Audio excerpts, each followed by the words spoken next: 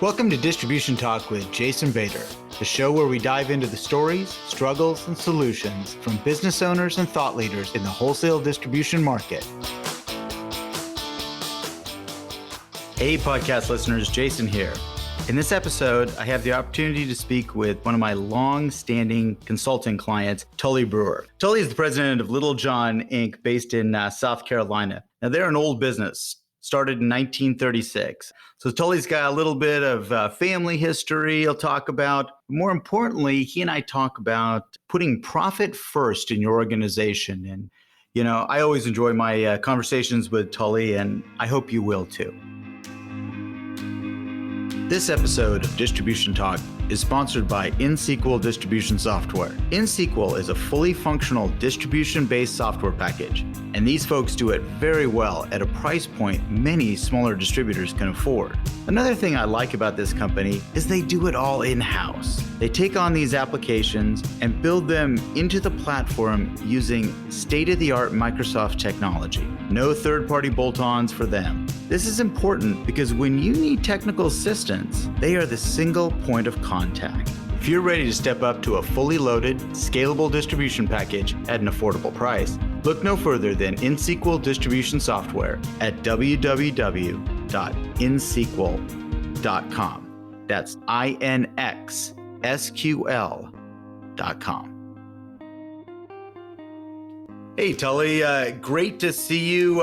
Hey, thanks for coming on the show. Thanks, Jason. Glad to be here. I'm really looking forward to our time together. Wow, fantastic. You know, it's been a pleasure getting to know you over the last several years. And you and I have shared a whole bunch of stuff, not only about the business, but, personal life. You know, first of all, before we get going here, tell me a little bit about how you got involved with Littlejohn and really in distribution in general. I mean, take me back. Why did you get into this silly distribution business to begin with? Great question, Jason. Littlejohn is a family business, and we have been in business since 1936, and that's a really long time. But like most businesses, you have to reinvent what you do, who you serve, looking for new markets and avenues to be able to sustain a business long term. And so we initially just bought and sold tank trailers. And around 1988, 89, we realized that, man, we need to be doing something a little bit different, something that's more consistent, producing that monthly income and monthly profit. And so we kind of migrated into tank trailer parts, and therefore our distribution business started. So we really got going heavy in distribution 89, 90, 91. And from there, it just kind of took off. We thought it would be an excellent complement to our tank trailer business. But what we discovered is that the real opportunity was in distribution of parts and hose. And so we got started from there, and it just kind of grew. We started working really hard and focusing on it, and now we have 5 locations, and it's really been a good business. But distribution is just a fun business, and it's one that we're really blessed to be in and thankful for. Well, nice. Obviously you didn't start out with it in 1936. When did you join the company? How did you personally get involved with the company? Gosh, I married into the business. My wife's dad, Jim Ballou, owned Littlejohn. He invited me in 1987 to buy and sell tank trailers. That's what I was going to do. We had 3 employees, myself, Jimmy, and another person, and we just kind of grew from there. But we really didn't start growing consistently until we got into distribution. But it was brick by brick, step by step. It was not an overnight success. It's just something that we really saw as our future. With the tank side of the business, now you still do the tanker side of the business as well, right? It's parts and then the tanker sales. I guess flipping of tanks, if you will. That's another way to put it. That's right. We buy and sell new and used petroleum, chemical, dry bulk, or pneumatic tank trailers. So we have that company, and it does well. And my son, Zach, actually runs that. And my son-in-law, Thomas, he's in that side of it as well. So we have 2 separate businesses. Littlejohn Inc. is more about parts distribution and hose. Littlejohn Tank and Equipment is more about the buying and selling of equipment. And leasing as well, right? I mean, leasing is actually a big piece of that as well. Leasing has really been good to us. And we started focusing on our lease business about 5 or 6 years ago, and it's just continued to develop. Well, I think you and I have talked about this before. I mean, let's face it, the leasing business, man, the profitability on leases that's pretty good stuff right there. Well, it is. It's a rental. I mean, it's a rental business. When we designate our tank trailers as leased tankers, we don't sell them. We don't do lease to purchase contracts. I mean, it's a straight rental. And some of these tankers turn into, 1 year, 2 year, 3 year rentals. And it's just a really good business, the one that we want to continue focus on. Yeah, definitely. I mean, and, definitely capital intensive, and, you've got to get some help with that, some financing help, but ultimately a very, very profitable business. Because let's face it, the distribution business itself tends to not be the most net profitable business out there. I mean, there are some people that do pretty well, but for most companies, I'm going to say, especially, in parts, it tends to be a relatively low single-digit net of sales. That is exactly correct. Initially when we first started in the parts business, we were looking for a 3% net. At the end of the year, 3% net profit. And through you and I talking, Jason, over the years, over our long relationship, we really are trying for 5%, but that's difficult to achieve. So, as we look towards that profit on the 3% to 5%, it's really a ultimate goal of ours to get to that 5%, but it's hard fought to get there. And I will say this, it doesn't have the spectacular net profit that maybe another industry does, say a tech business or this, that, the other. But what it does have is consistency. You can be consistently profitable in a distribution business. That's interesting that you say that, because I know some folks, they definitely tend to ebb and flow with the economy. And sometimes they feel like it's out of their control. And it sounds to me like really, maybe it's not as out of their control as they really think. I would agree with that. I mean, I think we can control our profit regardless of the rising tide of the economy or the ebbing of the economy. And it's a mindset, it's a discipline. So I really believe strongly that can be done with a mindful approach to profitability. I absolutely agree with you, Tully. I mean, and again, I've known your business, I've seen your business for a long time, and I truly believe that you all can achieve that goal. I mean, I think you can get there for sure. But, I think it was probably about a year ago, maybe not quite that long ago, that you and I started talking about this profit first concept, and, that the book by Mike Michalowicz, he kind of really, it was like the 2x4 to the back of the head. This was like this aha moment that, hey, you know what? These are supposed to be profitable businesses. So can you share with us a little bit about your experience with that? Sure. Well, first of all, let me back up and say, we would always financially have a budget in place. The beginning of the year, we'd set a budget, on the things that we can control, travel, sales expense, advertising, marketing. And so we'd always create a budget.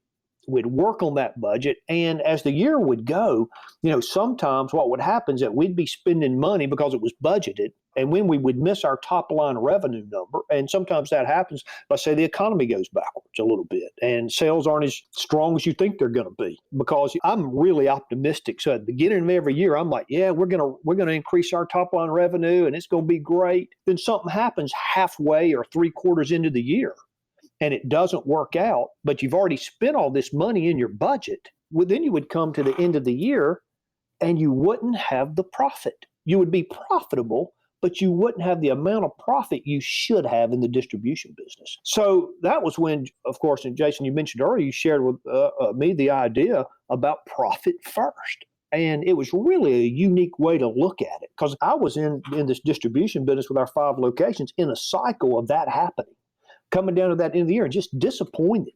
Have a profit, but just disappointed. So we, Jason, as you and I started talking and getting into this, I realized that maybe I'd been looking at it totally wrong as I view profit and what we're going to do with that and how we're going to approach it. So we dove into that book, and Jason and I started talking about this book repeatedly, profit first, how to adapt that mindset.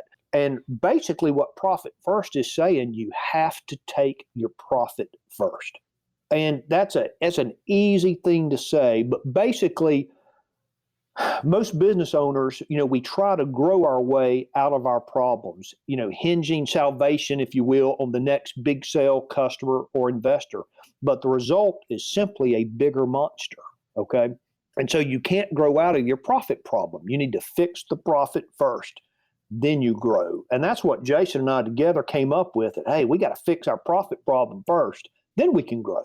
profitably. So what we do is that we basically start out in our new year, we've got a marketing budget, a travel budget, just all type of expenses.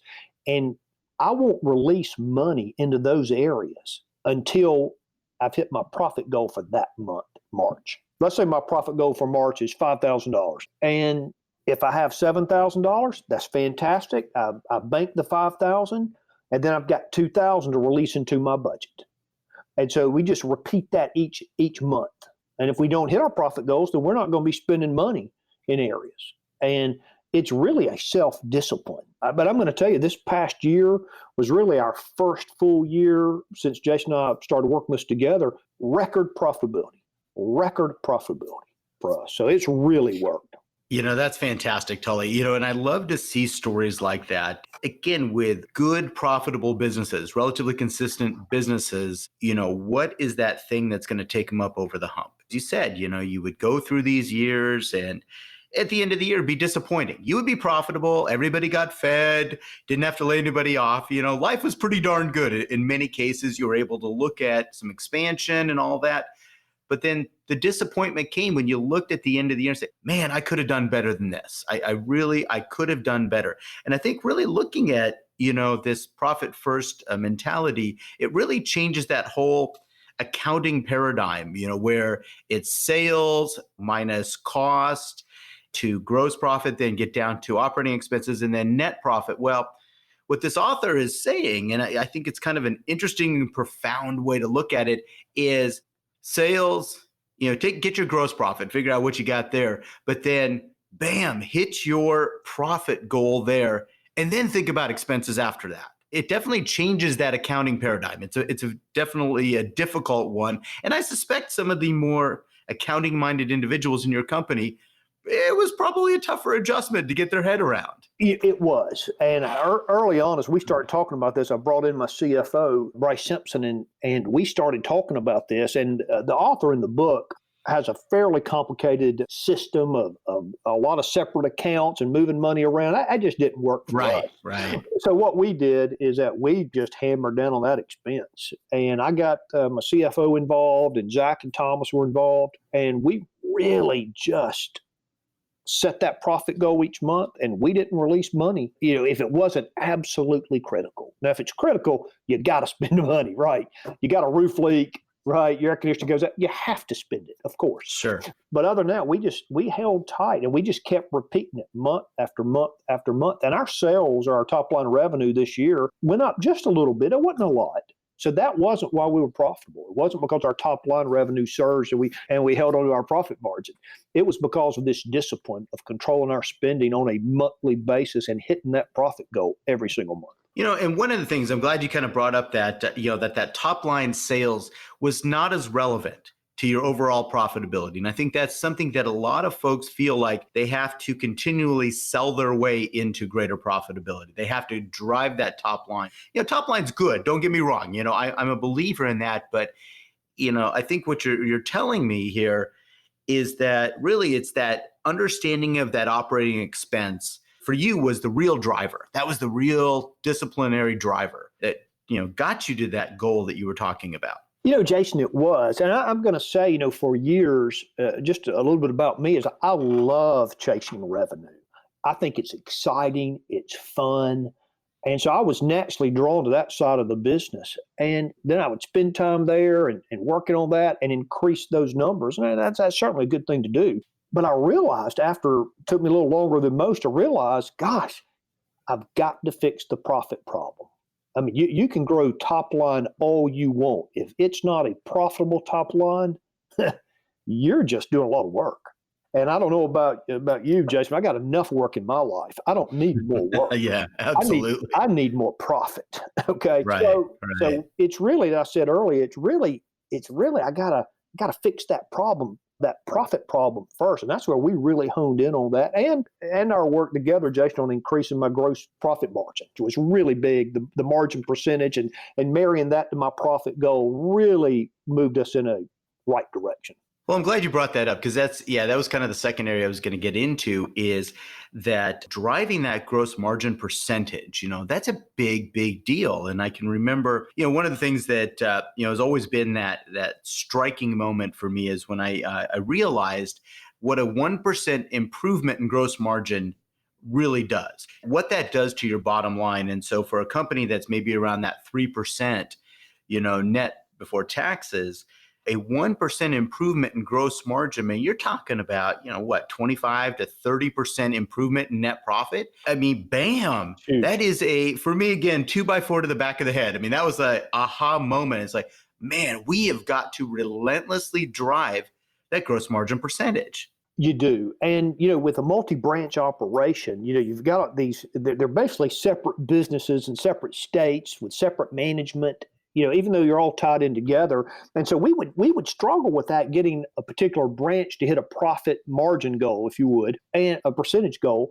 And just a number of reasons. Oh, the market won't let us. Oh, the customers won't pay it. But here we would have people in Ohio or South Carolina hitting our profit margin goal, percentage goal, but yet we couldn't do it in California.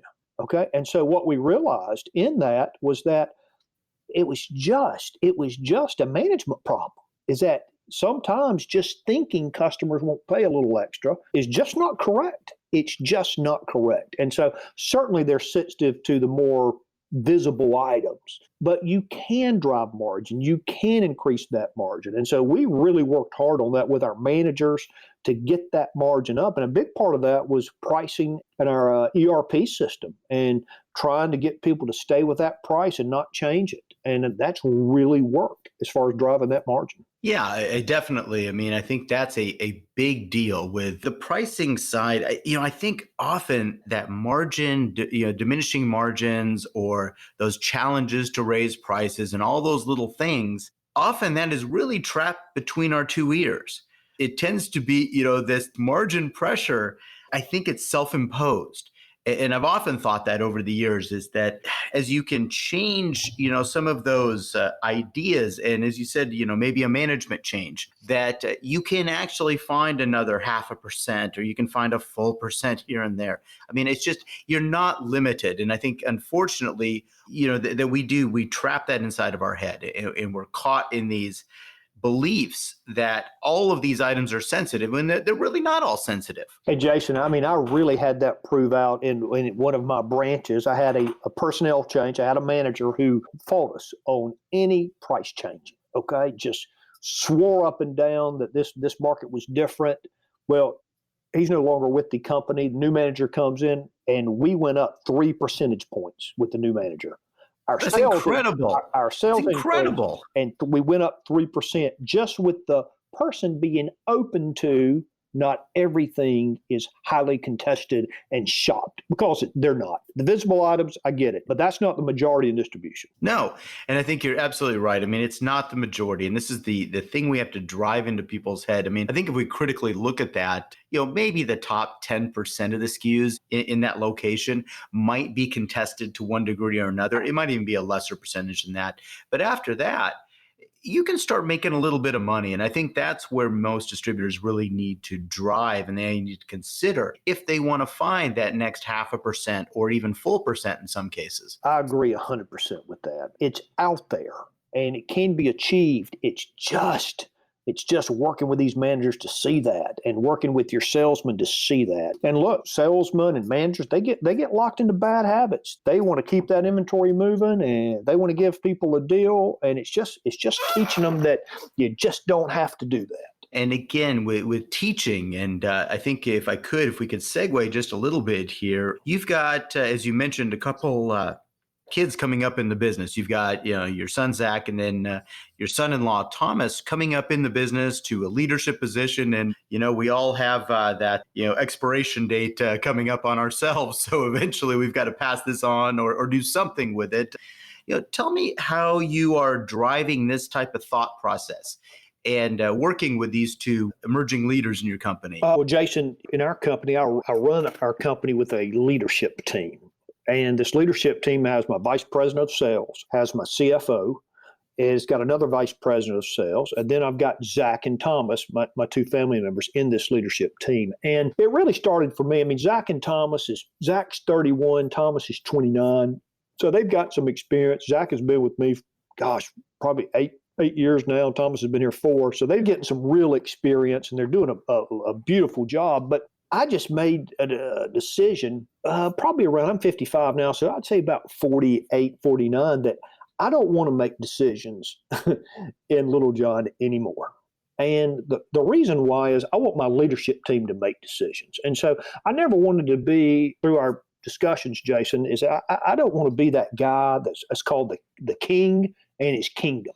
And that the president or the owner, me, is the man with all the talent, and everybody's just there to orchestrate around me, right? And I just think that's a poor model in leadership. So I've worked really hard through my leadership team in allowing them to make the decisions. I offer guidance, I offer support. Certainly I have to orchestrate my personal money, but I rarely make a decision on anything, okay? I offer guidance, love on them, build them up. We will review books together and work through books on management, leadership, and I really spend time growing them. But I really want to say, if I had to just really say what's probably been the most important, is just allowing them to make the decisions, okay? And then if they're getting ready to make what I call a really bad decision, I'll step in and change it. But it's funny, Jason, I haven't had to do that yet. And that's been 7 years of running with this leadership team. So it's empowering this team, which I'm a part of, to make decisions. And when I'm out, my wife and I, if we're out traveling or doing something with our grandkids, they make decisions and move on. I don't have to be here. And so it allows them to grow and develop and think strategically without me having to be there to tell them what to do. Tully, and building that kind of a leadership team, and throughout the years, I've seen you develop that and make some changes on that and really perform with that team and allow them that growth and allow them to make their mistakes, hopefully not too bad. Yes, you can step in at any time. What that does, and this is something that I've shared with other people over the years, is the question, do you own a business or do you own a job? And really, by developing that leadership team, you own a business. You and your wife can get away, where a lot of folks are so married to that business and they can't walk away. I kind of have a litmus test there that if you could walk away from your business for 5 weeks and you come back and it's still running pretty well, you own a business at that point. If you can't, I think you own a job. Well, I would agree with that. And 10 years ago, I had a job. And today I own a business. And so it is really a blessing, but it takes, Jason, it's a different kind of leadership. You just have to learn to be, humble's not the word, but you just gotta take yourself off the throne of making the decisions and being the man and that type of thing. And I'm reading an interesting book now called Ego is the Enemy. And I just started it last night, but some of the tenets in this book really incorporate our leadership team and what we're trying to do. We really want to work well together. We want to think of others as more important than ourselves.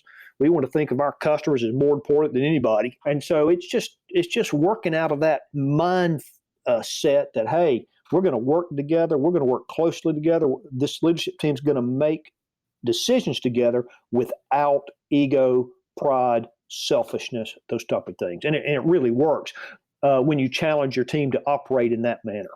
My former mentor, he used to talk about servant style leadership. And that was that's kind of what you're describing there. That's that tenet, is that I don't have to be the center of attention, that I want to be there to develop others around me and provide opportunities for others around me. And I think that's what you're describing in your company. It is. And I really feel long term, it is the best way to run a business. It just is. And because it goes with all the tenets that I believe deeply, is how do you want to treat people? How do you want to be treated?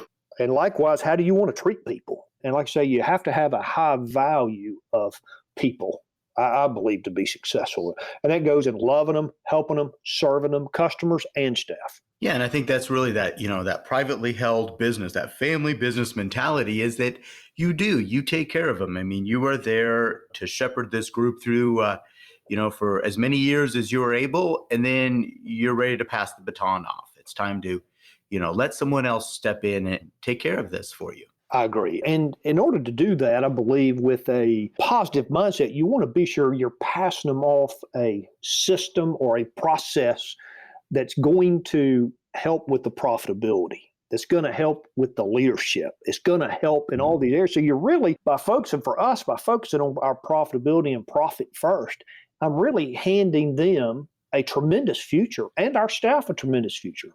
So it's really in teaching that type of mentality and how we do things, it's really positive. Well, I would agree. Absolutely. I have seen so many poor transitions between generations, where that first generation, or in your case, maybe second generation, but that previous generation would walk away with all the tools to make this thing successful, and they wouldn't pass on those things, or at least set up the company to be successful in the future. It was really, well, it's going to be successful while I'm here because I'm working really hard and I have all these ideas and I have all this processes stuck in my head, and then I'm going to check out and I hope you all do great at it.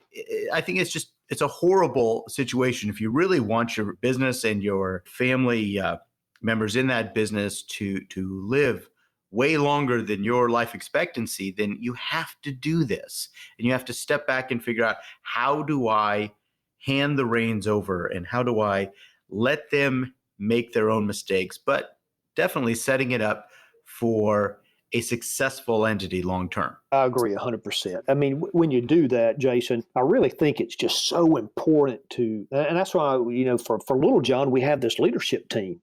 Let them make the decisions. Let them come up with the ideas. Let them develop the strategy. I'll give an example. We're getting ready to possibly open our 6th location. I'm not involved in it one iota, not one iota. Thomas and Zach, they are working on the market research. They have a little team and they're working to evaluate 2 different markets. I think one's Louisiana, another Alabama, and see which one may be a good fit for us. And then they'll come back to the leadership team and they'll make a recommendation based on research and what the market shows. Yes, we should do this. No, we should not. And then the reasons why. And 15 years ago, I would be heavily involved. Where we're going to go, what we're going to do, how we're going to get it set up. Now, I'm letting them do it. And that's just teaching them. Let them make their mistakes. Let them learn how to do it. Let them make their decision. And it's really producing fruit for us. So this may sound a little bit redundant, and I kind of want to close with this question here. If you could go back and give yourself some advice, as you said, 15 years ago, or just the younger Tully out there, as you were starting into this business, what would you tell yourself to do? Really, what I'm asking is, let's give some of these newer people that own their businesses, or maybe next generationers in there, what piece of advice would you give them to really, maintain or sustain or build a company they can be proud of and be happy with long term? Great question, Jason. If I could go back and we wish we could. Boy, I wished we could. I would really focus the majority of my time, 80% of my time, on growing my people, growing the staff, and on profit first. Get the profit correct right off the get-go, because that will produce the funds and the cash to fuel your growth, which you're going to need as you try to grow. But then you grow in a more methodical way, and it's not quite as scattered and not as big of a risk. And then you're able to bank that money. And so I would really encourage your listeners to really focus on the profit. Really focus on profit. Thank you for listening. If you liked what you heard, consider hitting that subscribe button. Links to sponsors, products, and services mentioned during this episode can be found in the show description area on your podcast application or at www.distributiontalk.com. Distribution Talk is edited and mixed by Andrea Klunder and Edwin Ruiz at the Creative Imposter Studios. This episode was brought to you by my company, The Distribution Team. We are a consulting services firm dedicated to helping wholesale distribution clients remove barriers to profitability, generate wealth, and achieve personal goals. To learn more about how we can help your company succeed, check us out at www.thedistributionteam.com.